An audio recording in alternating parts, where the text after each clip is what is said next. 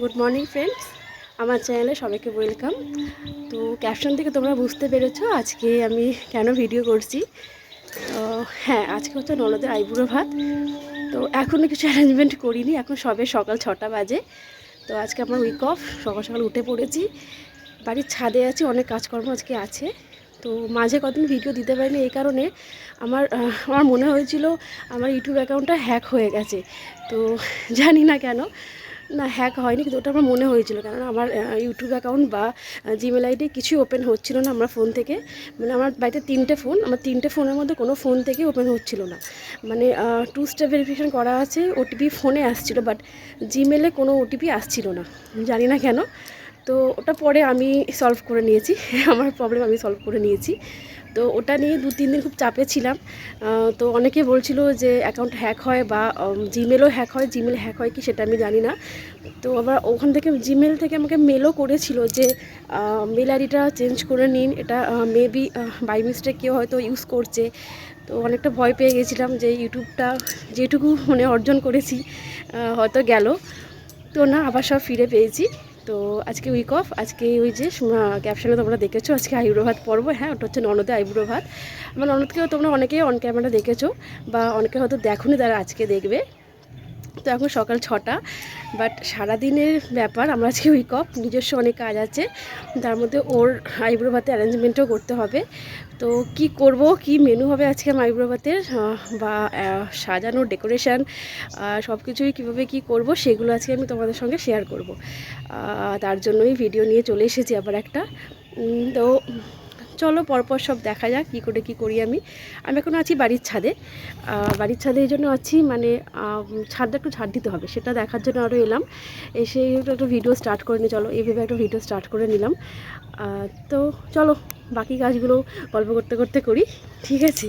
তো তোমরা সবাই কেমন আছো একটু আমার কমেন্ট করে জানাবে। আমি অনেক দিন পর ভিডিও নিয়ে এলাম, একটু পরপরই হচ্ছে, কেন এখন তো ইয়ার এন্ডিং, কাজের বিশাল চাপ আছে। তো জানি না কি হবে। তো তোমরা অনেকে আমাকে সাপোর্ট করছো, এভাবেই করো, এভাবে পাশে থেকো। চলো কাজ শুরু করে নিয়ে যাক। সূর্যি মামা দেখো কি সুন্দর উঁকি মারছে, দারুণ লাগছে কিন্তু। যাই হোক, এই দারুণ লাগাটা আর সারাদিনে দেখলে তো আমার হবে না, অনেক কাজ আছে। তো ফার্স্টে ভাবছিলাম ছাদে একটু ঝাড় দেবো, কেননা বাড়িতে কদিন কাজ হয়েছিল, তো ছাদে সিমেন্ট মাখা হয়েছিল আর কি। তো যার জন্য না ছাদটা একটুখানি ওই একটু বালি কিচকিচে হয়ে গেছে।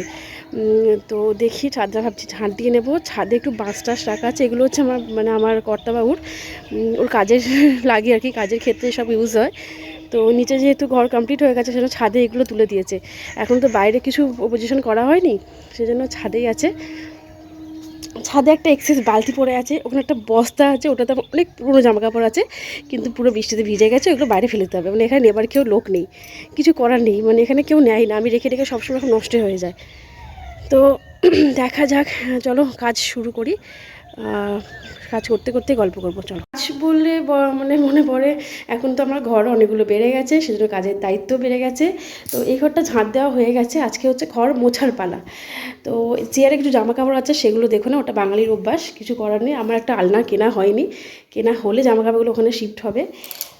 তো একটু ঘর মুছে নিতে হবে, ঘর ঝাঁট দেওয়া হয়ে গেছে। আর এই ঘরটা তো এক্সট্রা পরে হয়েছে, সেজন্য এখানে কাজও এক্সট্রা বেড়ে গেছে। বারান্দাও সেম, বারান্দা ঝাঁট দেওয়া হয়ে গেছে, মুছে নেব।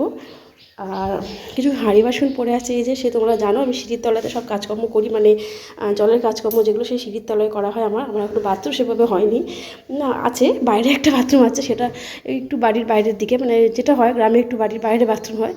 আর পরে বাথরুম করে আপাতত ঘরটা কমপ্লিট করি। তো ওই যে সিঁড়ির তলায় আমি রোজ রাত্রে বাসন মেজে নিই, কিন্তু আজকে যেহেতু উইক অফ, সেজন্য বাসন রাত্রে আর মাজিনি। এখন এগুলো সব মাজা ধোয়া করতে হবে। জামা কাপড় কিছু ভিজিয়ে রেখে দিয়েছি, কাছাকাছি করতে হবে।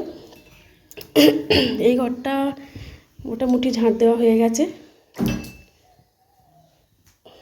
বর ছেলে ঘুমাচ্ছে, তো এই ঘরটা পরে মুছে নেব।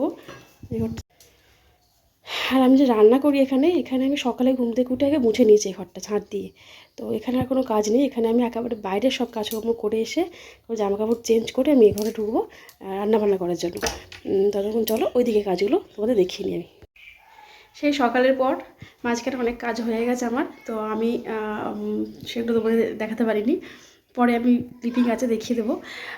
তো আবার অনেকক্ষণ পরে আমি এলাম মানে অন ক্যামেরা। এতক্ষণ আমার কাজগুলো দেখাচ্ছিলাম আমি। তো আমার মোটামুটি রান্নাবান্না কমপ্লিট হয়ে গেছে, সব কিছুই হয়ে গেছে রান্না, শুধু মাটনটা হচ্ছে। আমি এখন যাচ্ছি ছেলেকে আনতে স্কুল থেকে। ছেলে পরীক্ষা শুরু হয়ে গেছে, আজকে থেকে শুরু হয়েছে পরীক্ষা। তো ছেলেকে নিয়ে এসে আমি একটু শপিং করব, মানে ননদের বিয়ের সামনে। তো একটু কেনাকাটা করার আছে, সেই জন্য মাটনটা হচ্ছে। বাট আমি একটু গ্যাসটা অফ করে দিয়ে যাব, কেন ছেলে স্কুল ছুটির টাইম প্রায় হয়ে গেছে। কিন্তু মাটন করতে গেলে আমার পুরোপুরি রান্না করতে গেলে আমাকে আনা হবে না, সেই জন্য একটু অফ করে দিয়ে আমি বেরোবো। মোটামুটি রেডি হয়ে গেছি। এটা অফিসের জামাটাই পরে নিয়েছি, মানে কেচে দিয়েছিলাম, শুকিয়ে গেছে, আবার এটা পরে নিয়েছি। আর কিছু আর বের করিনি, কেননা ঘর দোর পুরো গোছানো হয়ে গেছে। চলো দেখি রান্নাটা কত দূর। ওই যে কড়াইতে হচ্ছে, ওই যে মাটন হচ্ছে কড়াইতে।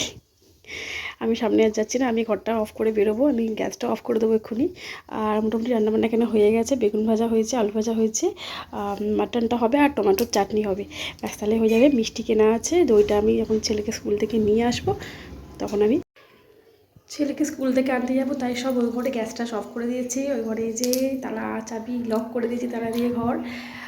আমি এখন একটু ফুল কিনবো, ছেলেকে আনবো, একটু আমার সাজগোজ কিছু কিনবো। ফুল কিনবো হচ্ছে ওই বললাম আইবুড়ো ভাত খাওয়াবো, সেজন্য ফুলের ডেকোরেশন করবো, মানে ভাতের থাকবে খাবারের প্লেটটা। আর তো ফোন আমি নিয়ে যাবো না, তোমাদের আমি বাইরের কিছু ভিডিও ক্লিপিং দেখাতে পারবো না, কারণ ফোন নিয়ে গেলে একটু প্রবলেম হবে। আমি সাইকেল নিয়ে যাবো, তো আমি ফোন ক্যারি করতে পারি না সাইকেলে।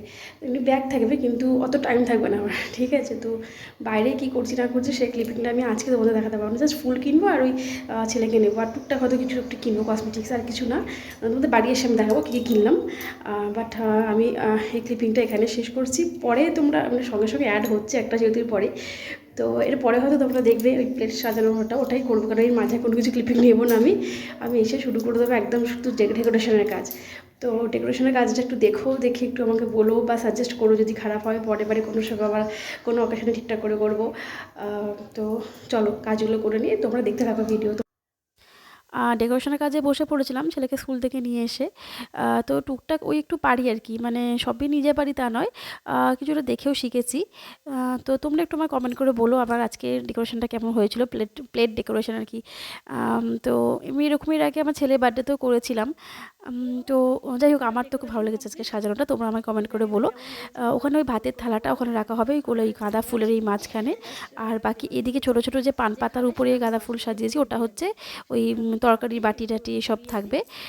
তো সেভাবে করেছি। পাশটা একটু ফাঁকা ছিল বলে ও পাশটাতেও আমি আরেকটু গাঁদা ফুল দিয়ে সব কিছু দিয়ে আরেকটু করে দিয়েছি। পরের ক্লিপিংটা তোমার সাথে দেখতে পাবে, একটু ফাঁকা ফাঁকা লাগছিল।